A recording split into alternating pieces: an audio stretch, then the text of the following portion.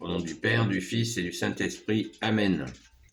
La paix de Jésus soit dans votre maison. J'espère que vous allez bien, que vous êtes dans la paix et la joie de Jésus. Alléluia. Eh bien, de retour de la Sainte Baume. Merci Jésus, alléluia, par ta grâce. Merci à notre chère Sainte Patronne, Sainte Marie-Madeleine. Nous poursuivons la lecture du jour. L'Évangile selon saint Marc, chapitre 8, versets 11 à 17. Pourquoi cette génération demande-t-elle un signe ? Les pharisiens arrivèrent et commencèrent à discuter avec Jésus. Ils voulaient le mettre à l'épreuve, lui demandant un signe qui vienne du ciel. Jésus soupira et dit : « Pourquoi cette génération demande-t-elle un signe ? En vérité, je vous le dis, aucun signe ne sera donné à cette génération. » Il les planta là et s'embarqua pour regagner l'autre rive. Ils avaient oublié de prendre des pains. Ils n'en avaient qu'un seul avec eux dans la barque. Et voici que Jésus leur fait cette recommandation : ouvrez l'œil et gardez-vous du levain des pharisiens, gardez-vous de celui d'Hérode. Aussitôt, ils font entre eux cette remarque qu'ils n'ont pas de pain.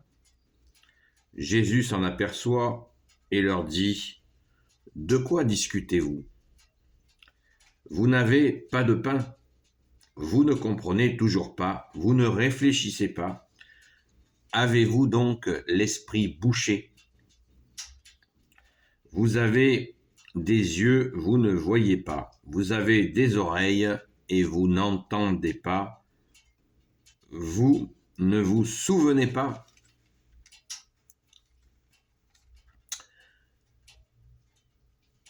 Le jour où j'ai partagé les 5 pains pour les 5000 personnes, combien de paniers pleins de morceaux avez-vous ramassé ? Ils lui répondent : 12. Et le jour des 7 pains pour les 4000 personnes, combien de corbeilles remplies de morceaux avez-vous ramassé ? Ils disent : 7. Alors dit Jésus : ne comprenez-vous pas ? J'ai été au-delà de la lecture du jour, puisque la lecture du jour, c'est 11 à 17. Et là, j'ai été jusqu'à la fin du paragraphe. Donc, 18 et 21, versets 18 et 21 en plus. Alors, le signe du ciel demandé par les pharisiens. On a toutes les raisons de comprendre Jésus qui leur dit « vous n'aurez aucun signe » parce que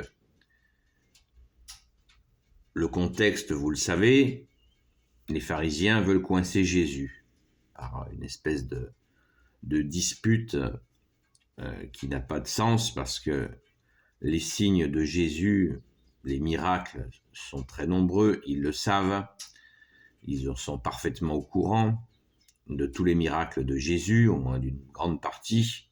Et là, il demande un signe du ciel. Et c'est une provocation, parce qu'un signe du ciel, pour faire un signe, ça voudrait dire que Jésus cède à leur demande pour manifester un pouvoir qui serait immédiatement, s'ils avaient ce signe, ils s'en serviraient pour l'accuser. Jésus l'a parfaitement compris. Et on a affaire aux pharisiens. Pharisiens qui veut dire ceux qui sont séparés des autres, parce qu'ils se sentent une élite. Alors que Jésus nous invite sans cesse à l'humilité et au service, mais eux, comme disent les jeunes, ils se la pètent grave. Et ils se voient l'élite, même s'ils ont une connaissance de la Sainte Écriture qui est réelle dans bien des aspects, ils sont tombés dans cette... ils se voient magnifiques, connaissant la loi jusqu'au bout, et ils sont partis dans le délire à rajouter des préceptes humains pour pouvoir mener leur monde par le bout du nez à leur guise, ce qui les conduit à une forme d'hypocrisie extrêmement élevée que Jésus dénonce sans arrêt. Quelqu'un relevait, à l'époque, il y avait un proverbe qui disait si l'endroit où il y a le plus d'hypocrites sur toute la terre, eh bien, à Jérusalem, il y en a 8 sur 10. Hein, si on compte tous les hypocrites qui sont dans le monde, eh bien, s'il y en a 10, il y en a 8 qui sont à Jérusalem. C'était une façon de dire que ce climat pharisien était vraiment étouffant, insupportable, et que Jésus soit venu mettre un stop à ce groupe qui dévoyait la parole de Dieu dans bien des aspects, en rajoutant sans cesse des choses pour, comme je viens de le dire, mener les gens par le bout du nez, et surtout pas s'appliquer à eux-mêmes leurs préceptes.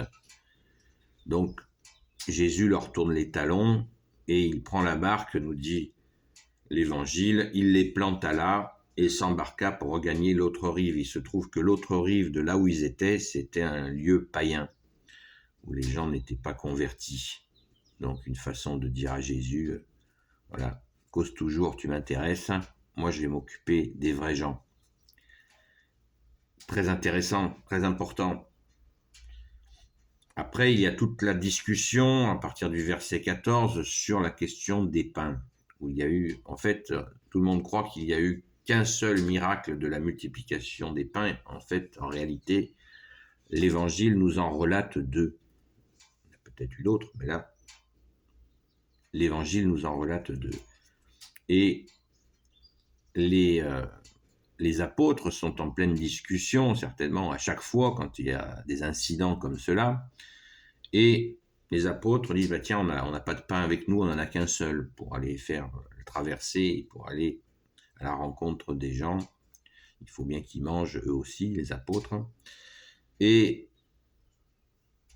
Jésus, les entendant discutailler autour de ce pain, il leur reproche immédiatement leur manque de foi. Vous avez un pain alors que vous avez assisté à une multiplication de pain qui a nourri des milliers de personnes, et vous êtes là à vous interroger si vous avez pris suffisamment de pain avec vous. C'est dur pour Jésus de voir que, voilà, il tilte pas en disant, on est avec le Verbe de Dieu, avec le Fils de Dieu, le Tout-Puissant, qui est avec son Père et l'Esprit Saint, donc on n'a pas besoin de penser à faire les courses, quoi. Et Jésus leur reproche cette incrédulité, mais il souligne dans cette discussion, il y voit une façon d'oublier l'incident qui s'est passé. Et c'est pour ça qu'il leur dit, méfiez-vous du levain des pharisiens. Cette façon qu'ont les pharisiens d'instiller dans les gens cette espèce de culpabilité, cette espèce de doute. Vous savez, comme le pain, vous avez déjà vu de la pâte à pain se lever, eh bien ça contamine. Eh bien, il le prend dans le sens justement de la contamination négative par rapport à la foi. Méfiez-vous de cette hypocrisie qui va vous envahir petit à petit, où vous allez vous sentir une élite et que vous allez de moins en moins surveiller, être dans l'humilité, dans le service. Vous allez vous sentir vraiment supérieur aux autres et ça va commencer à être très dangereux pour vous. Et de rajouter, de vous garder aussi du levain de celui d'Hérode, le pouvoir terrible, terrifiant, qui amène à des extrémités terribles.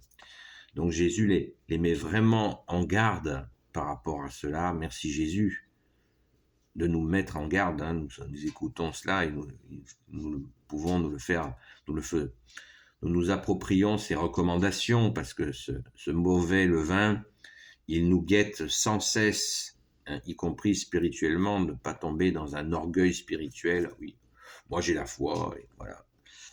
Et puis toi, t'as pas la foi, ben voilà, t'es à côté, quoi.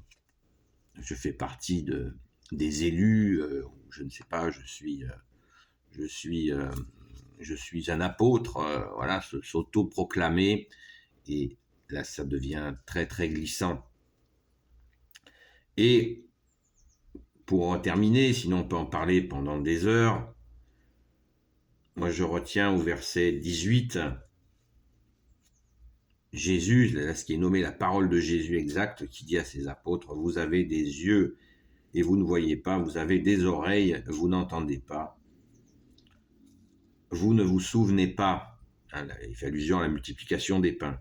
Et il leur dit, avez-vous donc, vous ne comprenez toujours pas, vous ne réfléchissez pas, avez-vous donc l'esprit bouché? Donc, on note que Jésus veut qu'on réfléchisse par nous-mêmes. C'est très important. Et non seulement Jésus le souhaite, mais il nous y aide profondément, essentiellement. Merci Jésus, alléluia, car tu ne veux pas que nous soyons des automates, que nous réfléchissions par nous-mêmes avec toi, notre seul enseignant. Alléluia. Béni soit le Père, le Fils et le Saint-Esprit. Amen. Ô Jésus, toi qui peux tout et qui portes tout, toi le Sauveur, toi l'Emmanuel, je te confie toutes celles et ceux qui regarderont cette vidéo, ainsi que leurs proches, selon ta sainte volonté, ô Jésus. Sainte Marie, Reine des cieux, toi l'Immaculée Conception, toi qui écrases le serpent, toi qui as la lune sous tes pas, toi notre Mère, Notre-Dame. Saint Joseph, toi le juste et le saint, toi le sage, toi la terreur des démons, toi le saint gardien de la Sainte Église catholique apostolique. Sainte Marie-Madeleine, notre chère sainte patronne. Et vous, tous les saints et saintes amis de Jésus, Saint Michel Archange, qui est comme Dieu, Saint Gabriel Archange, Saint Raphaël Archange et tes anges guérisseurs, et vous, tous les anges qui servez Jésus, je vous confie toutes celles et ceux qui regarderont cette vidéo, ainsi que leurs proches, selon ta sainte volonté, ô Jésus. La paix de Jésus soit dans votre maison. Et merci encore toutes celles et ceux qui prient, et prions pour, je m'adresse à tous les priants, prions pour toutes celles et ceux que j'ai rencontrés à la Sainte-Baume, s'il vous plaît, pour ce week-end. Et selon ta seule volonté, bien sûr, Jésus. Alléluia. À très vite.